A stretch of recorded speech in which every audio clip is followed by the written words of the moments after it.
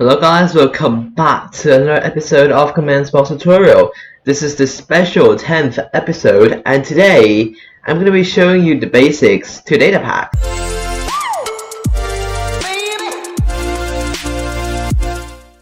So the first thing we're going to do is we're going to be setting up our Datapacks.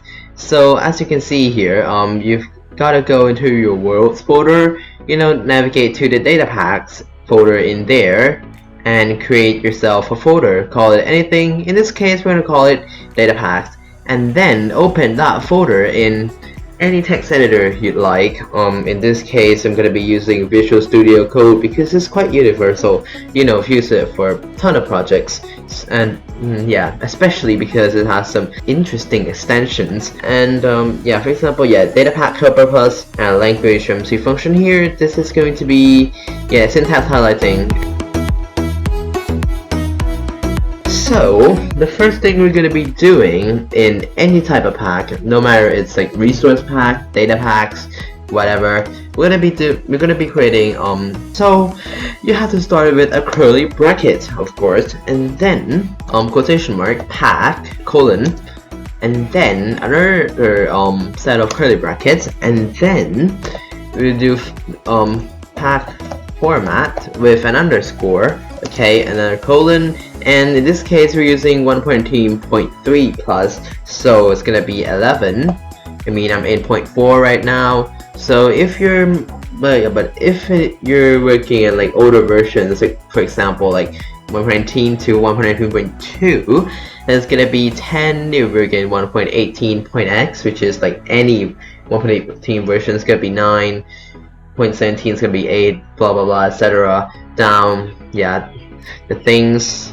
But yeah, in this case, we're in 1.18.4 and about to be 1.20, which, and as you can see here, I'm recording in May, so it's coming out pretty soon.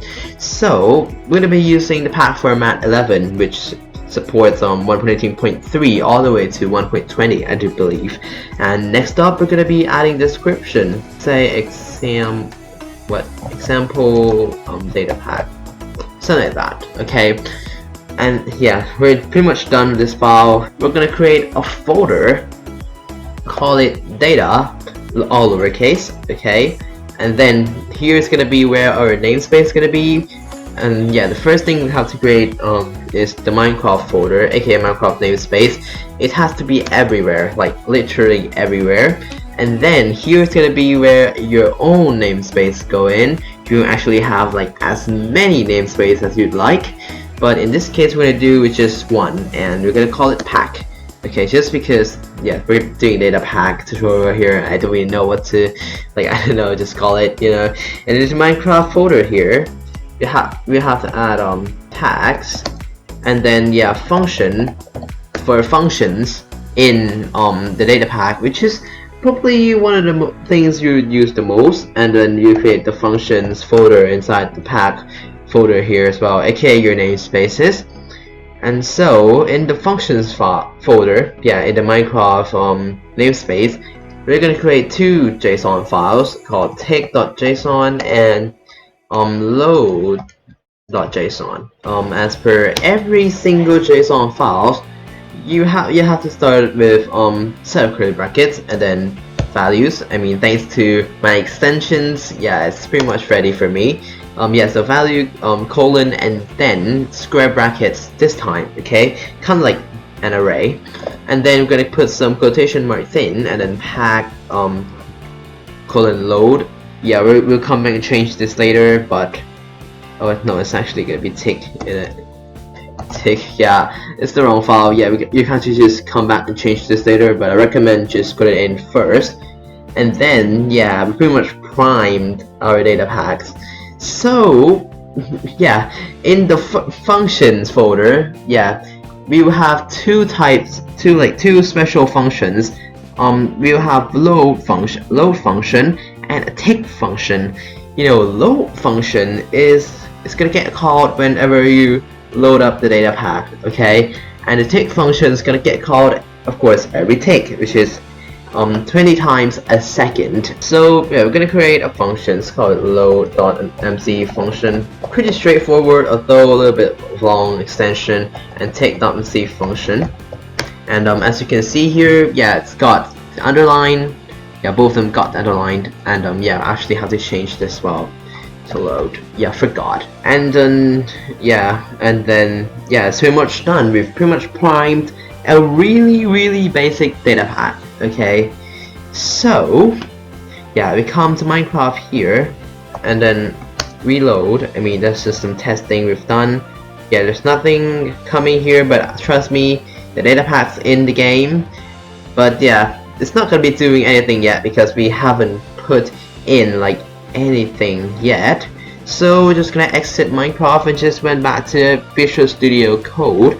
For example, right, in the MC function files, you can actually just write like some, you know, some normal Minecraft code, the ones you put in command blocks or in the chat, basically Minecraft commands. So yeah, in this case, we're gonna do what I normally do, which is just to tell everyone that yeah, this thing is running. So basically we've done this. I mean, VS Code's gonna autosave for me because it's set to autosave. So when I hit /reload, okay, yeah, a little bit of lag, but you can see that yeah, this thing's come up. So yeah, the data pack's been loaded. Now came the part you've all been waiting for. You know, let's create a function. So yeah, why don't we do a function that's say hi.mc function. So we're gonna say hi, say hello. So basically a function is kind of like a chain of command blocks, you know. Imagine a chain of command blocks.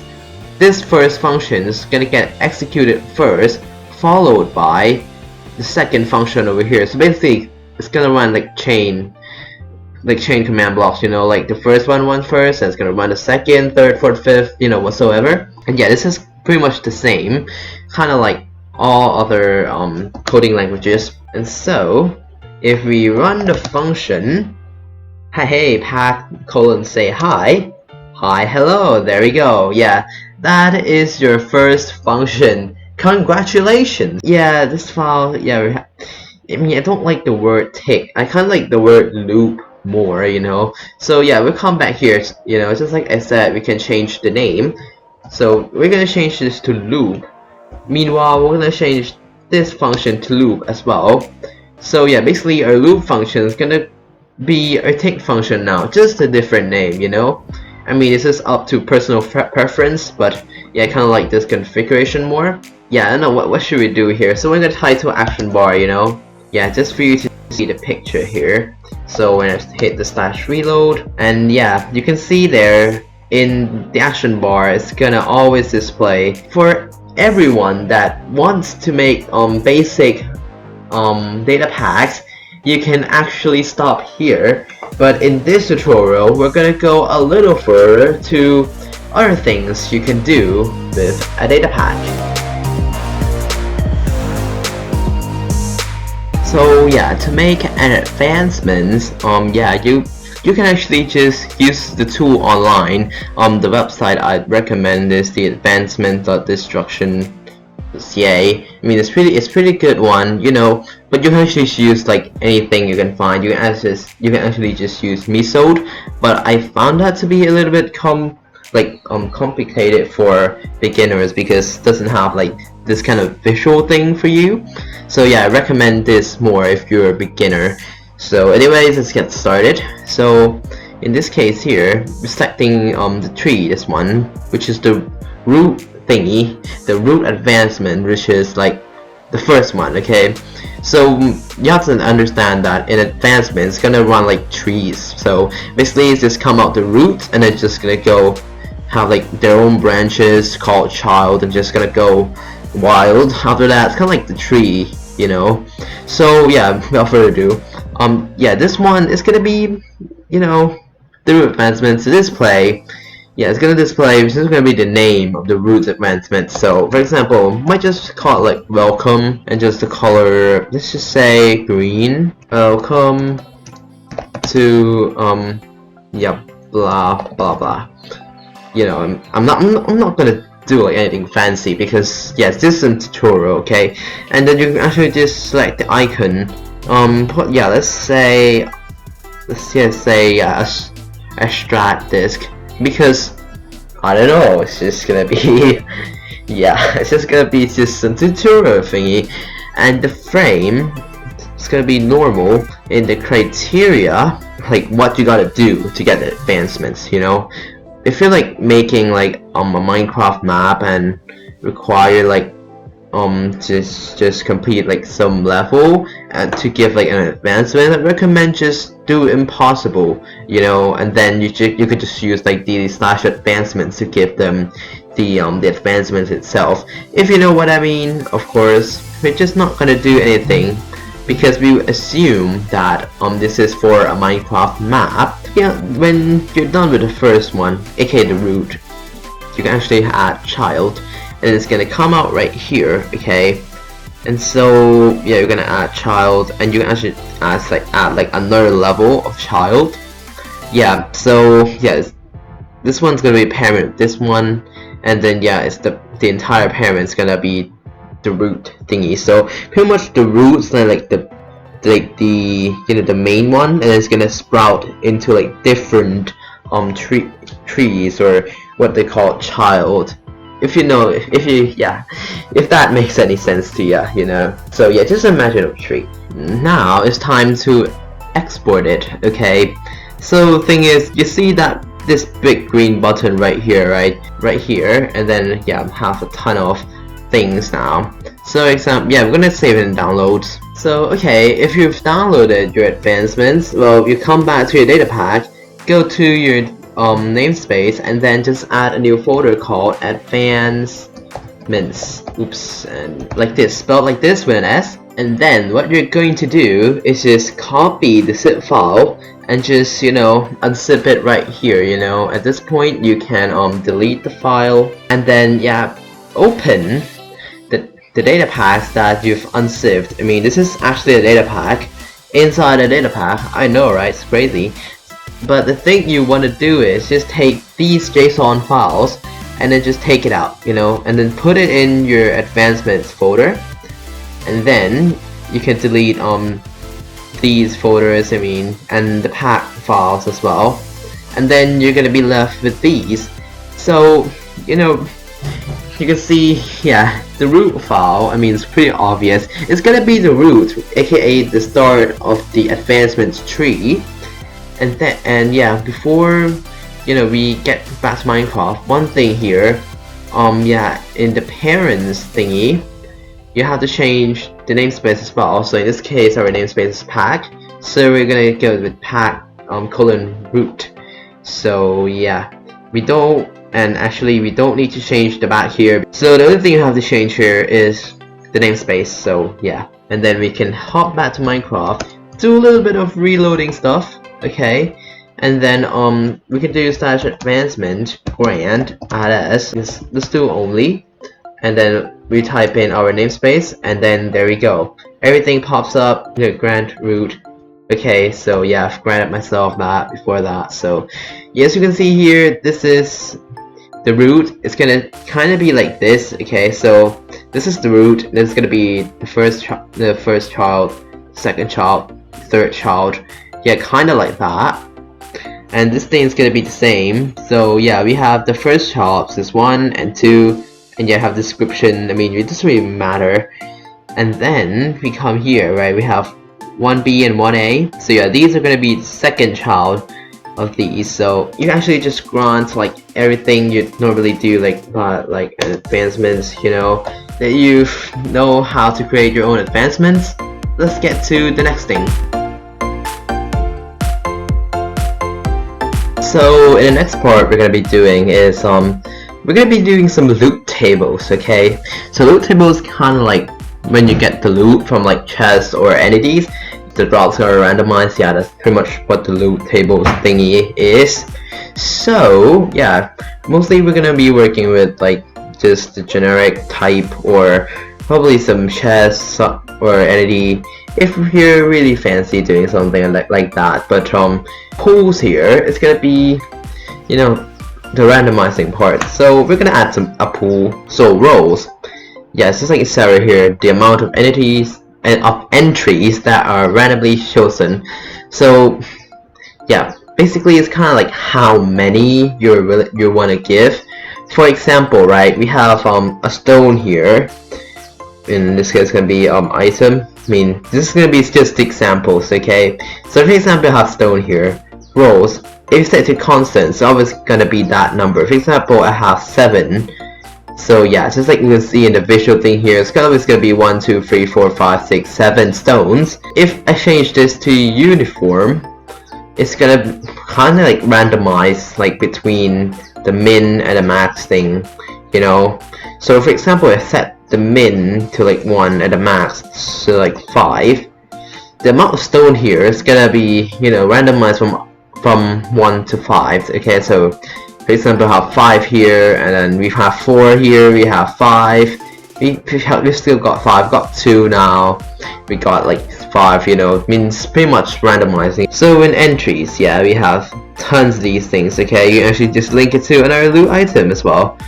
But yeah, the thing, yeah, we're gonna be doing today is just some items. So yeah, just gonna select some emeralds. Okay, so when we got this, we can actually just choose to like copy the entire code or really download it. But yeah, in this case, we're going to download the JSON files. Okay, so if you've downloaded your loot table files, just come back to the namespace folder and just make another folder called loot_tables with an S, of course. And then we're gonna grab this thing right here and just, you know, shove it in, and then you actually just change this to whatever, for example, emerald.json /reload, similar to the advancements thing. So you use /loot because this time we're doing a loot table. Okay, so let's do simple give add s, and let's do loot because their type is generic, and then yeah, type in the name of your loot table. So it's gonna be pack:/emerald. So yeah, as you can see here, I got 3 emeralds, but again, I'm gonna get 5. Yeah, 3. Yeah, just like we've told it to, it's gonna randomize it between 1 and 5. That's pretty much it. So yeah, let's move on to the last thing. So the last thing we're gonna be covering in this tutorial is predicates. So basically, predicates is kind of like list of conditions, you know, so you don't have to end it up with multiple scoreboard objectives just detecting something. You can detect like some like condition that cannot be tested using a scoreboard as well. So that's really cool. In this case, yeah, we're gonna just do some basic tutorial for predicates. So yeah, we have Miso generator right here. It's pretty good with these things. So yeah, let's get started. So yeah, for example, we're gonna just do with entity properties. This is the most basic thing, and the entity that's selecting this, which means like the entity that's executing the predicates or the commands. Yeah, thing that I'm really excited about the most is down here, effects. Yes, we can actually detect effects now. So yeah, if you don't know, in previous version of Minecraft, like not in previous, in like vanilla without using Datapacks, you can't actually detect effects. But using predicates right here, we can do it. For example, okay, we get speed, you know, detect like the amplifier and the duration as well. I mean, it's pretty cool, but yeah, for the sake of simplicity, we're just gonna select speed and just add it right here, you know. So yeah, just like we did with the loot tables, we're gonna download it, you know, as predicate.json into the downloads folder. So just like the loot tables, if you've downloaded your predicate file, just come here to the path folder, which is our namespace folder. Make another folder again, call it predicate TES like this, and then you just go to your downloads file and just, you know, put the predicates into the predicates folder like this. So if it's gonna rename it if speed. Yeah, you can actually just rename it to whatever you want and just do /reload. And of course, you know, predicates is conditions, so we're gonna be running it using execute. Yes, execute if predicate speed, it's gonna run say speed, and yeah, make sure to run it as an array. So yeah, it's gonna run as like people, not any other entities. So if we give us some speed, okay, apply the speed effect. Let's see. Yep, speed. So it works. Yeah, it's pretty cool, right? Let's just jump boost. I have jump boost. I can jump a little higher. And when I run this predicate, yeah, nothing's happening. But if we give ourselves speed and jump boost, yep, since we have speed, it's gonna say we have speed. It's gonna say speed. Basically, execute the command. We can actually just put it in the selector itself. So yeah, both version works fine. But I recommend you to use the if version because it has like autocomplete for you, and it just seems way cleaner. But yeah, if you want to use like the selector version, then it's obviously fine, you know. There's nothing wrong with that. It just does the same thing, doesn't even impact performance. Yeah, I'll say just use either, you know. So yeah, that is going to be it for this video. If you guys like it, please hit that like button. If you guys really like it, please hit that subscribe button, and don't forget to ring the bell so you don't miss my new uploads. But anyways guys, that's going to be it. Thank you so much for watching, and I'll see you guys in the next video. Bye guys!